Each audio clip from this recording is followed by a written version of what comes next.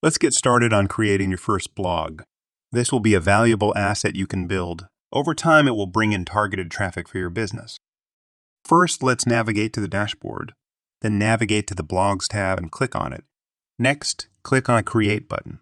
A pop-up window will appear. You now have to fill in your blog's name. Choose a name that is relevant to your blog's niche, like fishing, golfing, etc. Next, you have to fill in the blog title and the URL path. This will represent your blog's URL, where people will be able to find it online. When you're finished with that, you can move on to the next step, where you will be able to choose your blog template. There is pre-made templates available for you to choose from. The templates can be edited to your liking with the easy drag and drop editor. Preview the templates, and when you see the one you like, go on and select it. Go ahead and save it as your preferred blog template. Your blog will now be added under the Blogs tab, as you can see here. Then go ahead and click on the blog that you've created. You will see all the demo posts, pages, and categories that are pre-populated for you. You will now be able to edit and delete your blog posts, pages, and categories. Always remember to save all the edits you have made. Great job, your blog is now up and running.